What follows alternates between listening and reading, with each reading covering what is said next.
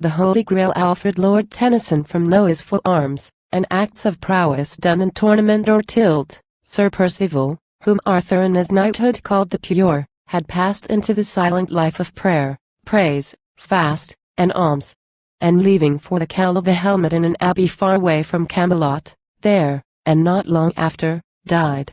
And one, a fellow monk among the rest, Ambrosius, loved him much beyond the rest, and honored him, and wrought into his heart a way by love that wakened love within, to answer that which came. And as they sat beneath a world-old yew tree, darkening half the cloisters, on a gustful April morn that puffed the swaying branches into smoke above them, ere the summer when he died, the monk Ambrosius questioned Percival, "O brother, I have seen this yew tree smoke, spring after spring, for 100 years, for never have I known the world without, nor ever strayed beyond the pale, but thee, when first thou camest, such a courtesy spake through the limbs, and in the voice I knew for one of those who eat in Arthur's hall.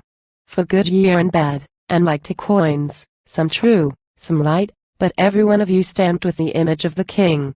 And now tell me, what drove thee from the Table Round, my brother? Was it earthly passion crossed?" "Nay," said the knight, "for no such passion mine. But the sweet vision of the Holy Grail drove me from all vainglories, rivalries, and earthly heats that spring and sparkle out among us in the jousts, while women watch who wins, who falls, and waste the spiritual strength within us, better offered up to heaven." To whom the monk, "The Holy Grail. I trust we are green in heaven's eyes.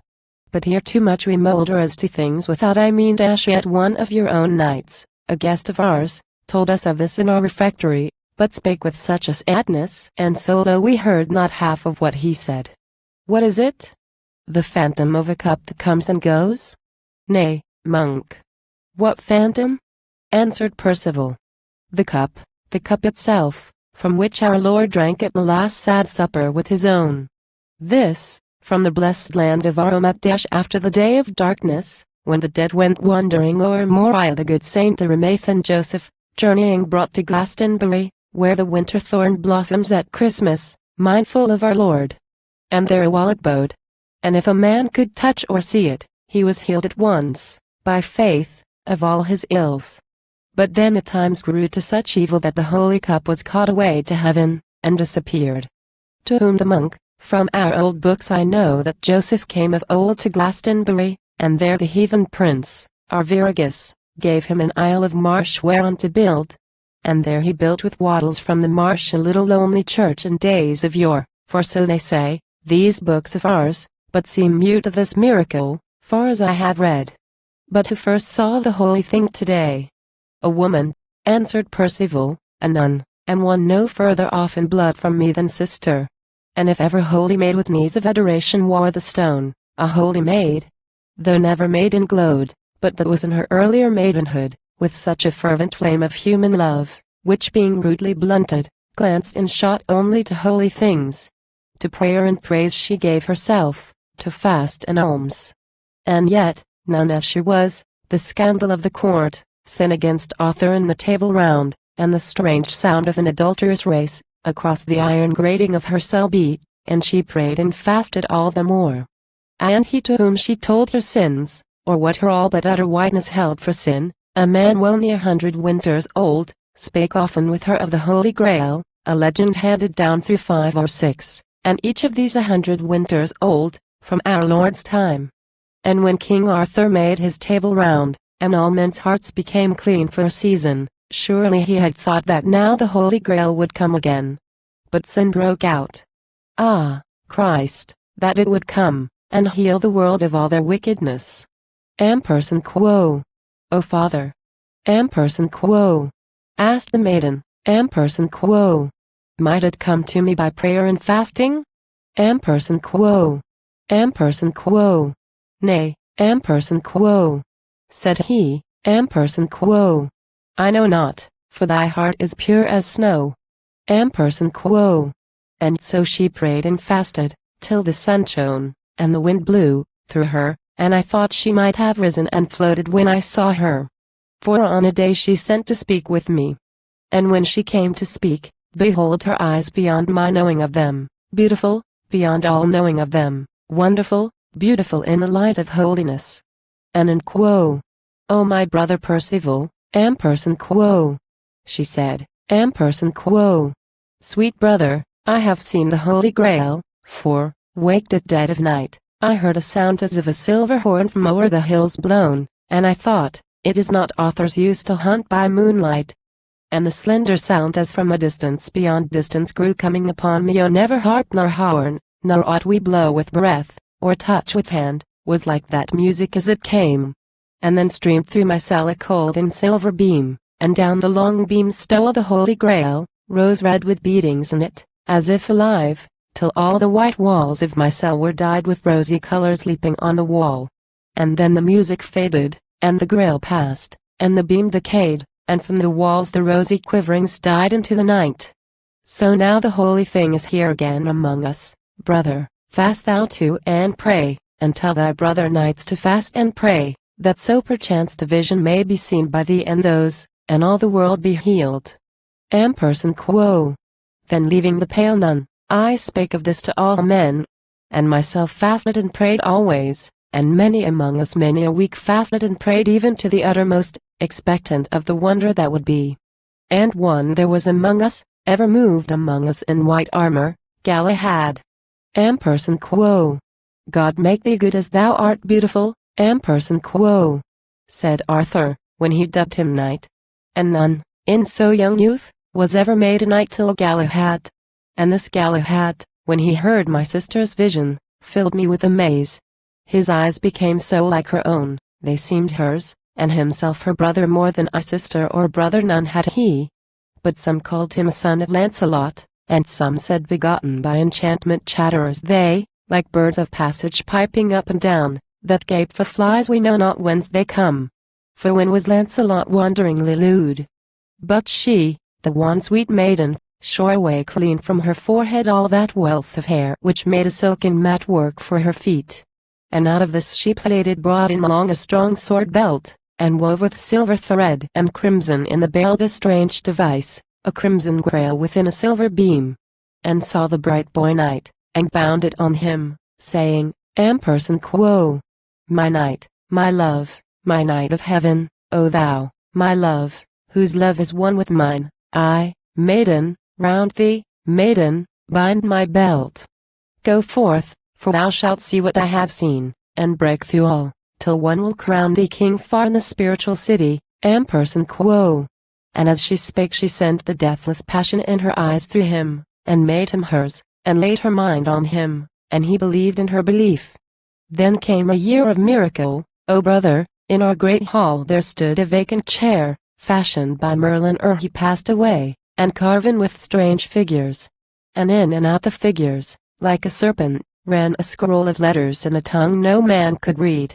And Merlin called it quo, the Siege Perilous, quo, perilous for good and ill, quo, for there, quo, he said, quo, no man could sit but he should lose himself, quo. And once by misadvertence Merlin sat in his own chair, and so was lost. But he, Galahad, when he heard of Merlin's doom, cried, quo, if I lose myself, I save myself, quo. Then on a summer night it came to pass, while the great banquet lay along the hall, that Galahad would sit down in Merlin's chair. And all at once, as there we sat, we heard a cracking and a riving of the roofs, and rending, and a blast, and overhead thunder, and in the thunder was a cry. And in the blast there smote along the hall a beam of light 7 times more clear than day, and down the long beam stole the Holy Grail all over covered with a luminous cloud.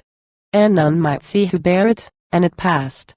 But every knight beheld his fellow's face as in a glory, and all the knights arose, and staring each at other like dumb men stood, till I found a voice and sware a vow. I swear a vow before them all, that I, because I had not seen the Grail, would ride a 12-month and a day in quest of it, until I found and saw it, as the nun my sister saw it. And Galahad sware the vow, and good Sir Bors, our Lancelot's cousin, sware, and Lancelot sware, and many among the knights, and Gawain sware, and louder than the rest. Then spake the monk Ambrosius, asking him, What said the king? Did Arthur take the vow? Nay, for my lord, said Percival, the king, was not in hall, for early that same day, 'scaped to a cavern from a bandit hold, an outraged maiden sprang into the hall crying on help, for all her shining hair was smeared with earth, and either milky arm rent with hooks of bramble, and all she wore torn as a sail that leaves the rope is torn in tempest. So the king arose and went to smoke the scandalous hive of those wild beasts that made such honey in his realm. Howbeit some little of this marvel he too saw, returning o'er the plain that then began to darken under Camelot. Whence the king looked up, calling aloud, Amperson quo! Lo, there! The roofs of our great hall are rolled in thunder smoke. Pray heaven, they be not smitten by the bolt. Amperson quo! For dear to Arthur was that hall of ours, as having there so oft with all his knights feasted, and as the stateliest under heaven.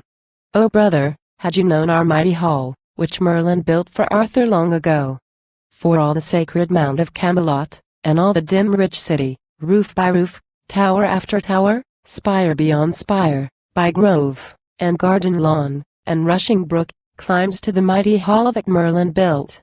And 4 great zones of sculpture, set betwixt with many a mystic symbol, gird the hall, and in the lowest beasts are slaying men, and in the second men are slaying beasts, and on the third are warriors, perfect men, and on the fourth are men with growing wings, and over all one statue in the mode of Arthur, made by Merlin, with a crown, and peaked wings pointed to the northern star.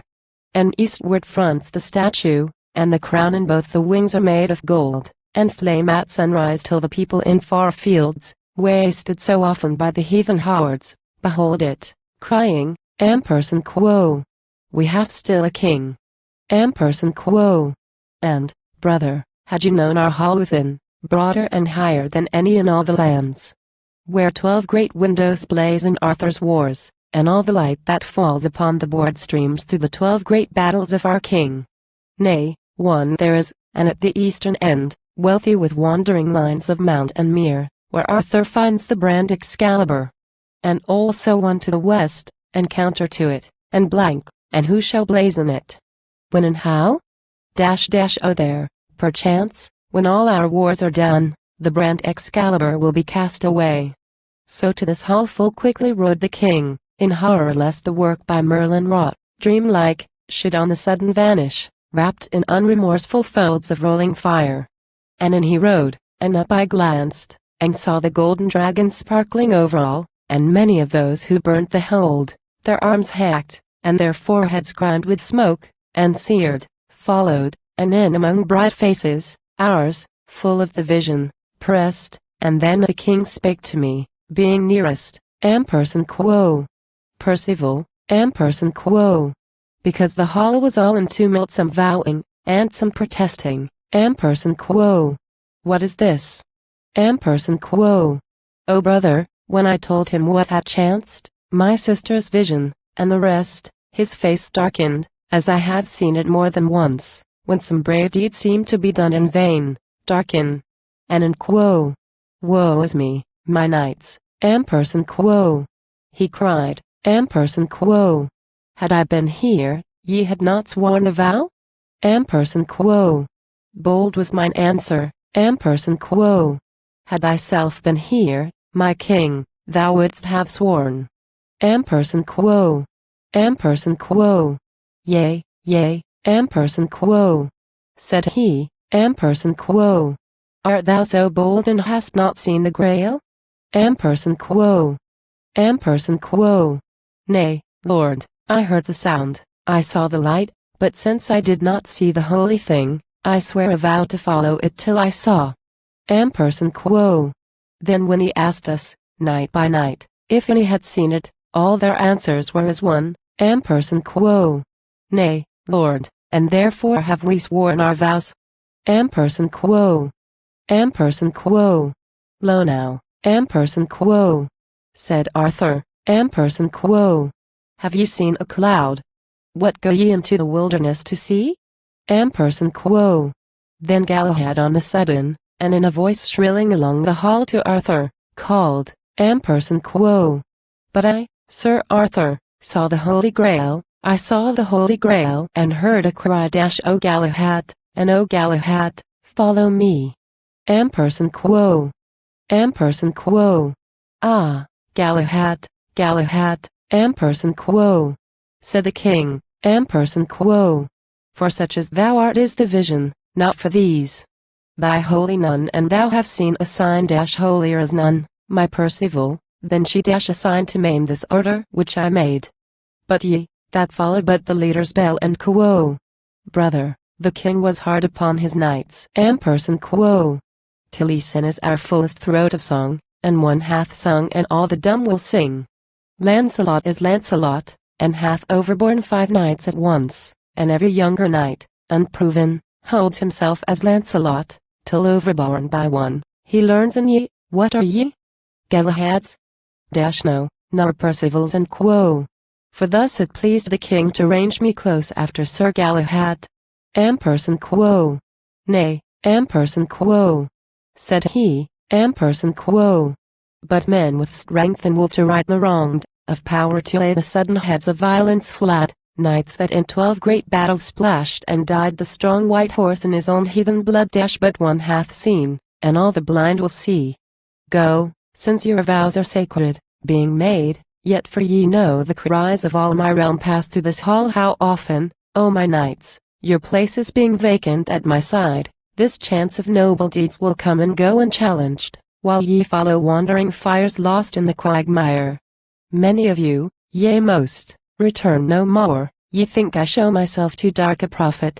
Come now, let us meet the more and once more in one full field of gracious pastime, that once more the king, before ye leave him for this quest, may count the yet unbroken strength of all his knights, rejoicing in that order which he made. Ampersand quo. So when the sun broke next from underground, all the great table of our Arthur closed and clashed in such a tourney and so full, so many lances broken never yet had Camelot seen the like, since Arthur came. And I myself and Galahad, for strength was in us from this vision, overthrew so many knights that all the people cried, and almost burst the barriers in their heat, shouting, ampersand quo. Sir Galahad and Sir Percival. Ampersand quo. But when the next day brake from underground dash O brother, had you known our Camelot, built by old kings, age after age, so old the king himself had fears that it would fall, so strange, and rich, and dim. For where the roofs tottered toward each other in the sky, met foreheads all along the street of those who watched us pass. And lower, and where the long rich galleries, lady laden, wait the necks of dragons clinging to the crazy walls, thicker than drops from thunder, showers of flowers fell as we passed. And men and boys astride on wyvern, lion, dragon, griffin, swan, at all the corners, named us each by name, calling, ampersand quo. Godspeed. Ampersand quo. But in the ways below the knights and ladies wept, and rich and poor wept, and the king himself could hardly speak for grief, and all in Middle Street the queen, who rode by Lancelot, wailed and shrieked aloud, ampersand quo. This madness has come on us for our sins. Ampersand quo. So to the gate of the 3 queens we came, where Arthur's wars are rendered mystically, and thence departed every one his way. And I was lifted up in heart, and thought of all my late shown prowess in the lists, how my strong lance had beaten down the knights, so many and famous names. And never yet had heaven appeared so blue, nor earth so green, for all my blood danced in me, and I knew that I should light upon the Holy Grail. The reefter, the dark warning of our king, that most of us would follow wandering fires, came like a driving gloom across my mind.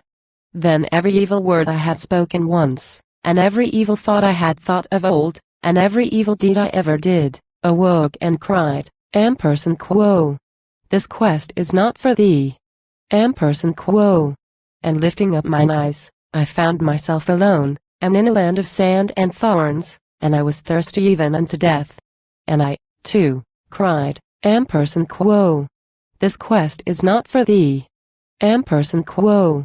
And on I rode, and when I thought my thirst would slay me, saw deep lawns, and then a brook, with one sharp rapid, where the crisping white played ever back upon the sloping wave, and took both ear and eye. And o'er the brook were apple trees, and apples by the brook fallen, and on the lawns, Ampersand quo. I will rest here, ampersand quo. I said, ampersand quo. I am not worthy of the quest, ampersand quo. But even while I drank the brook, and ate the goodly apples, all these things at once fell into dust, and I was left alone, and thirsting, in a land of sand and thorns. And then behold a woman at a door spinning. And fair the house whereby she sat, and kind the woman's eyes and innocent, and all her bearing gracious. And she rose opening her arms to meet me, as who should say, ampersand quo. Rest here, ampersand quo. But when I touched her, lo! She, too, fell into dust and nothing, and the house became no better than a broken shed, and in it a dead babe. And also this fell into dust, and I was left alone. And on I rode, and greater was my thirst. Then flashed a yellow gleam across the world, and where it smote the plowshare in the field, the plowman left his plowing, and fell down before it. Where it glittered on her pail, the milkmaid left her milking, and fell down before it, and I knew not why, but thought ampersand quo. The sun is rising, ampersand quo. Though the sun had risen. Then was I aware of one that on me moved in golden armor with a crown of gold about a casque all jewels. And his horse in golden armor dwelled everywhere, and on the splendor came, flashing me blind. And seemed to me the lord of all the world, being so huge. But when I thought he meant to crush me, moving on me, lo! He, too, opened his arms to embrace me as he came, and up I went and touched him, and he, too, fell into dust, and I was left alone and wearying in a land of sand and thorns. And I rode on and found a mighty hill, and on the top, a city walled, the spires pricked with incredible pinnacles into heaven. And by the gateway stirred a crowd. And these cried to me climbing, ampersand quo. Welcome, Percival. Thou mightiest and thou purest among men. Ampersand quo. And glad was I and clomb, but found atop no man, nor any voice. And thence I passed far through a ruinous city, and I saw that man had once dwelt there. But there I found only one man of an exceeding age. Ampersand quo. Where is that goodly company, ampersand quo? Said I, ampersand quo. That so cried out upon me? Ampersand quo. And he had scarce any voice to answer, and yet gasped, ampersand quo. Whence and what art thou? Ampersand quo. And even as he spoke fell into dust, and disappeared, and I was left alone once more, and cried in grief, ampersand quo. Lo, if I find the Holy Grail itself and touch it, it will crumble into dust. Ampersand quo.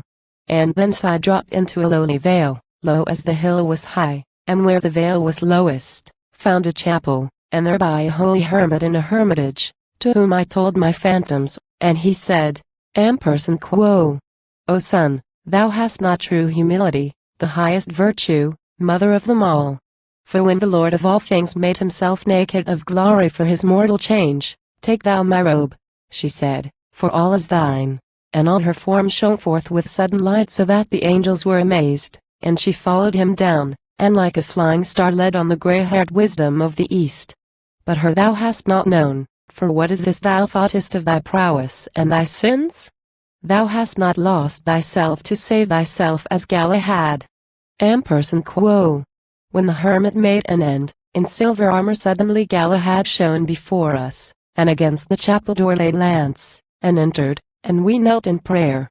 And there the hermit slaked my burning thirst, and at this occurring of the mass I saw the holy elements alone. But he, ampersand quo.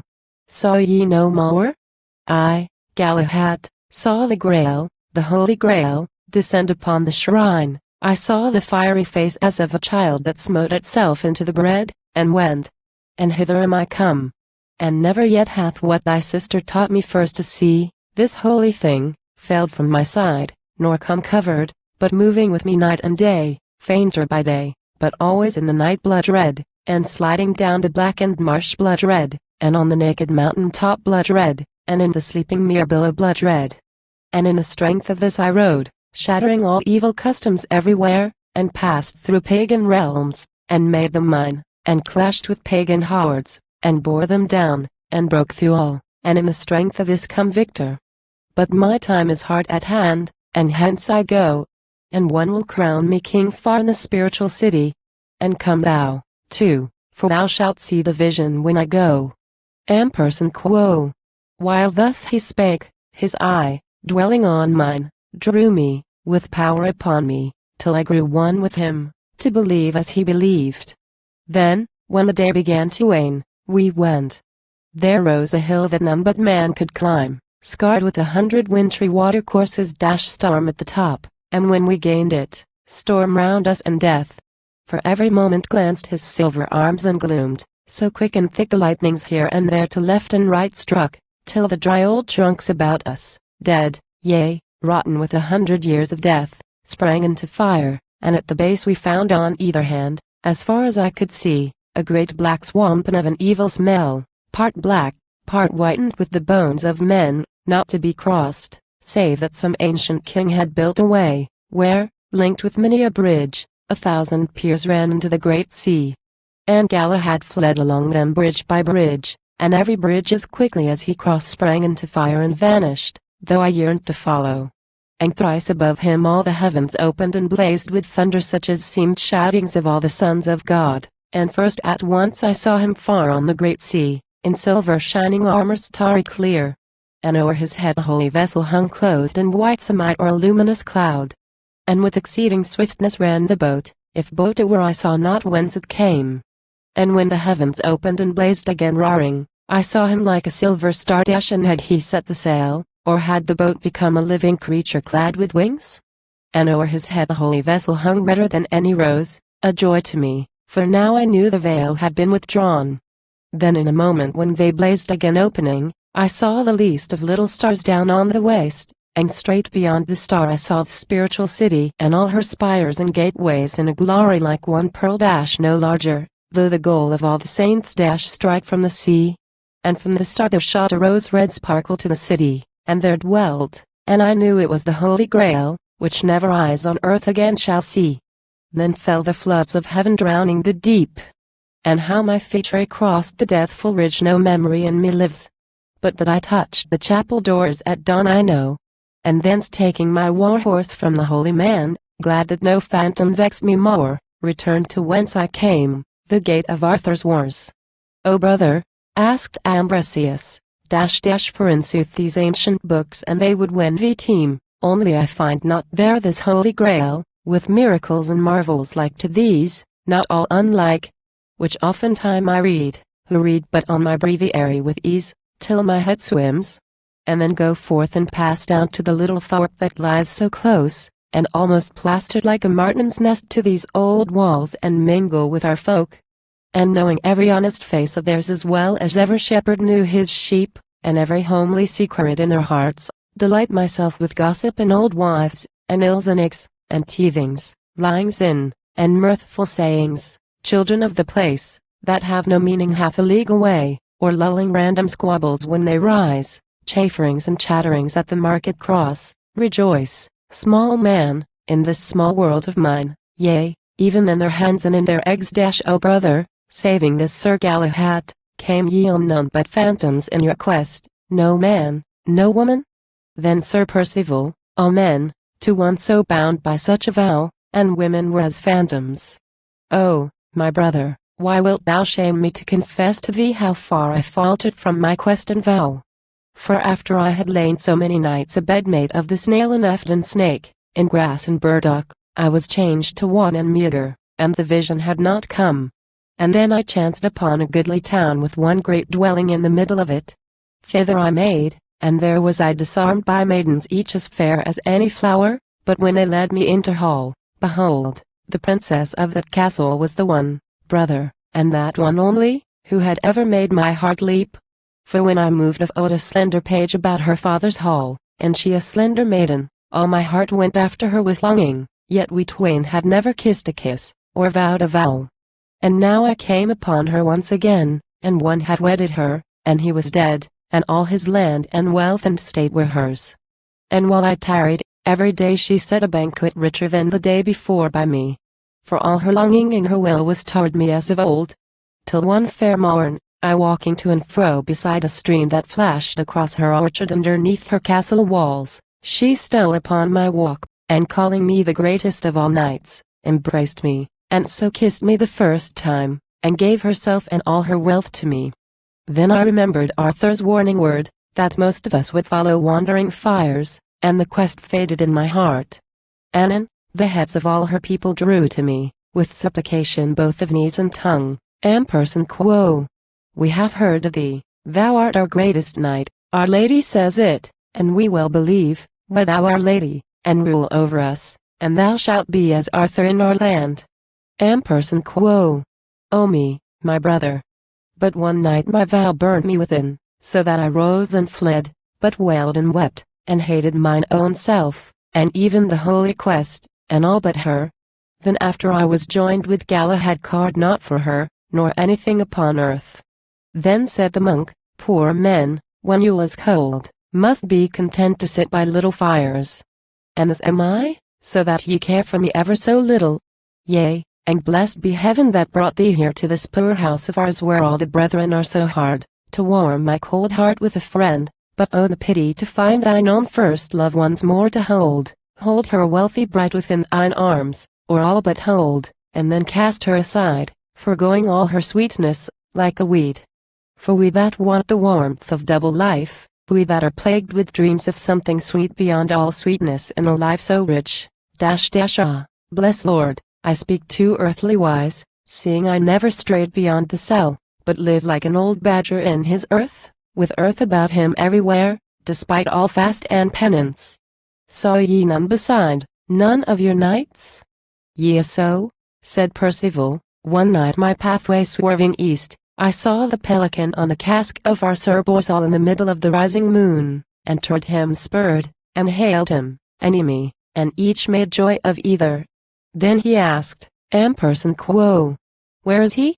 Hast thou seen him, Lancelot? Once, ampersand quo. Said good Sir Bors, ampersand quo. He dashed across me and maddening what he rode, and when I cried, ridest thou then so hotly on a quest so holy? Lancelot shouted, stay me not. I have been a sluggard, and I ride apace, for now there is a lion in the way. So vanished. Ampersand quo. Then Sir Bors had ridden on softly, and sorrowing for our Lancelot, because his former madness, once the talk and scandal of our table, had returned. For Lancelot's kith and kin so worship him that ill to him is ill to them. To Bors beyond the rest, he well had been content not to have seen, so Lancelot might have seen, the holy cup of healing. And, indeed, being so clouded with his grief and love, small heart was his after the holy quest. If God would send the vision, well, if not, the quest and he were in the hands of heaven.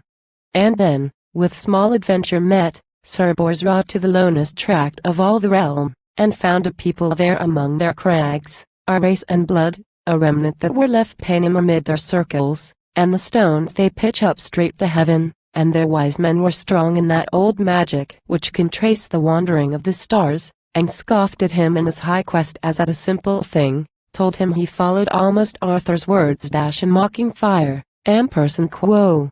What other fire than he, whereby the blood beats, and the bosom blows, and the sea rolls, and all the world is warmed? Ampersand quo. And when his answer chafed them, the rough crowd, hearing he had a difference with their priests, seized him, and bound and plunged him into a cell of great piled stones. And lying bound there in darkness through innumerable hours he heard the hollow ringing heavens sweep over him till by miracle what else? Heavy as it was, a great stone slipped and fell, such as no wind could move, and through the gap glimmered the streaming scud. Then came a night still as the day was loud, and through the gap the 7 clear stars of Arthur's table round. For, brother, so one night, because they roll through such a round in heaven, we named the stars, rejoicing in ourselves and in our king. And these, like bright eyes of familiar friends, in on him shone, ampersand quo. And then to me, ampersand quo. Said good Sir Bors, ampersand quo. Beyond all hopes of mine, who scarce had prayed or asked it for myself. Across the 7 clear stars, O grace to me. In color like the fingers of a hand before a burning taper, the sweet Grail glided and passed, and close upon it pealed a sharp quick thunder. Ampersand quo. Afterwards, a maid, who kept our holy faith among her kin in secret, entering, loosed and let him go. To whom the monk, and I remember now that pelican on the cask, Sir Bors it was who spake so low and sadly at our board. And mighty reverend at our grace was he, a square-set man and honest. And his eyes, an outdoor sign of all the warmth within, smiled with his lips a smile beneath a cloud, but heaven had meant it for a sunny one. Sir Bors, who else? But when ye reached the city, found ye all your knights returned, or was there sooth in Arthur's prophecy? Tell me, and what said each, and what the king? Then answered Percival, and that can I, brother, and truly? Since the living words of so great men as Lancelot and our king pass not from door to door and out again, but sit within the house.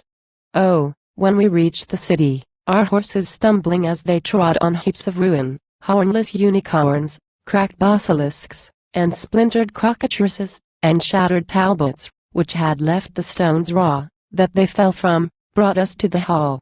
And there sat Arthur on the dast throne, and those that had gone out upon the quest, wasted and worn, and but a tithe of them, and those that had not, stood before the king, who, when he saw me, rose, and bade me hail, saying, Ampersand quo.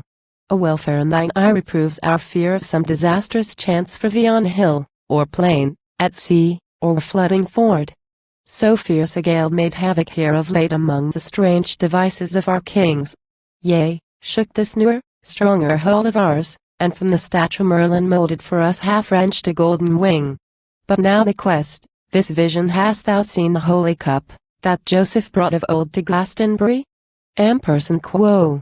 So when I told him all thyself hast heard, Ambrosius, and my fresh but fixed resolve to pass away into the quiet life, he answered not, but, sharply turning, asked of Gawain, Ampersand quo. Gawain, was this quest for thee? Ampersand quo. Ampersand quo. Nay, Lord, Ampersand quo.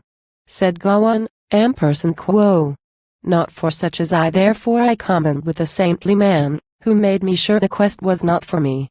For I was much awearied of the quest, but found a silk pavilion in a field, and merry maidens in it.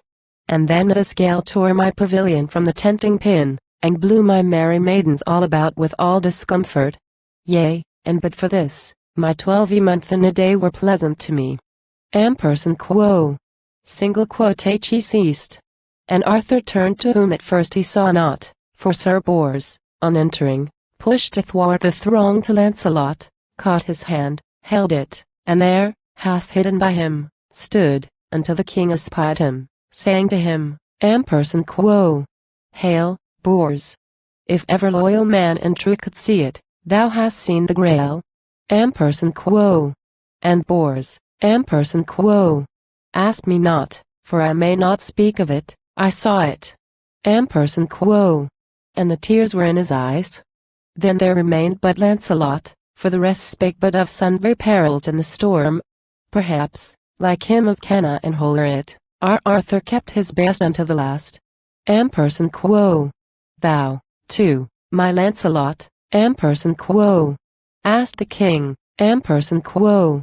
My friend, our mightiest, hath this quest availed for thee? Ampersand quo. Ampersand quo. Our mightiest. Ampersand quo. Answered Lancelot, with a groan. Ampersand quo. O king. Ampersand quo. And when he paused, methought I spied a dying fire of madness in his eyes. Ampersand quo.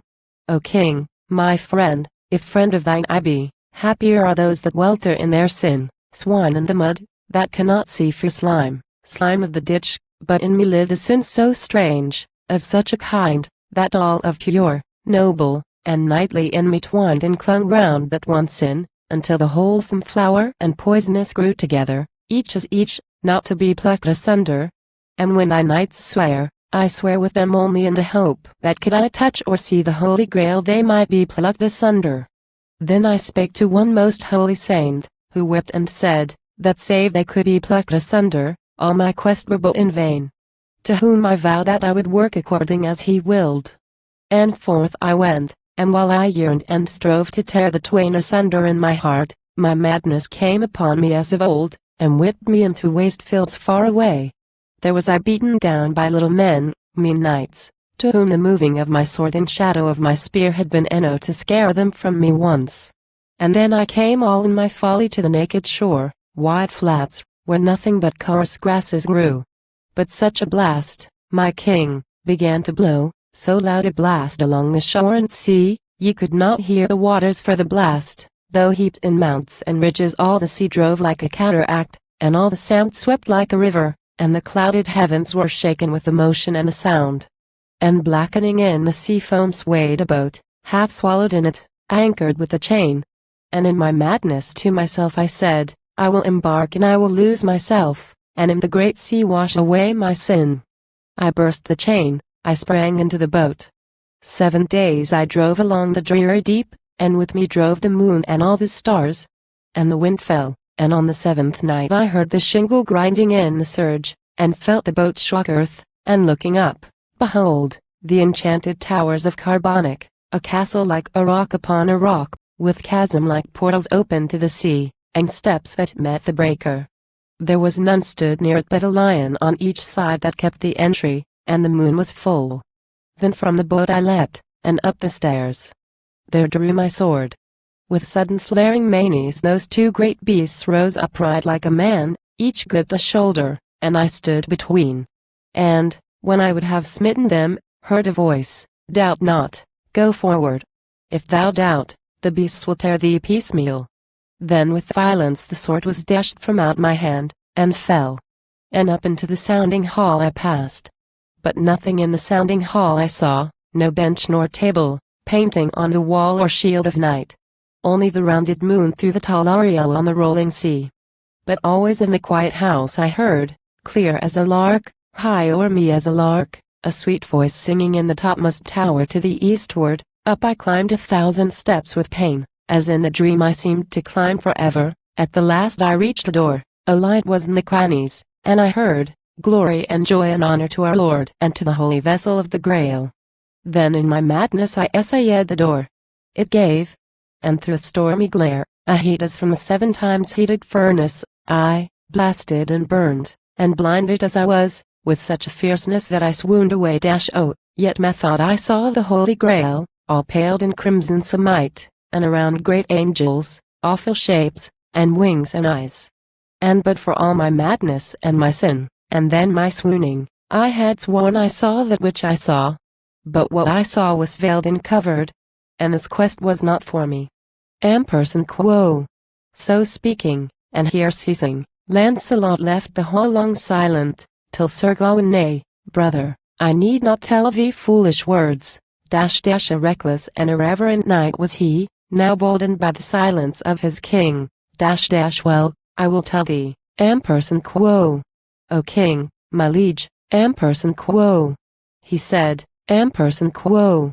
Hath Gawain failed in any quest of thine? When have I stinted stroke in foughten field? But as for thine, my good friend Percival, thy holy nun and thou have driven men mad, yea, made our mightiest madder than our least. But by mine eyes and by mine ears I swear, I will be deefer than the blue-eyed cat, and thrice as blind as any noonday owl, to holy virgins and their ecstasies, henceforward. Ampersand quo. Ampersand quo. Deefer, Ampersand quo. Said the blameless king, Ampersand quo. Gawain, and blinder unto holy things, hope not to make thyself by idle vows, being too blind to have desire to see. But if indeed there came a sign from heaven, blessed are Bors, Lancelot and Percival, for these have seen according to their sight. For every fiery prophet in old times, and all the sacred madness of the bard, when God made music through them, could but speak his music by the framework and the chord. And as ye saw it, ye have spoken truth. Ampersand quo.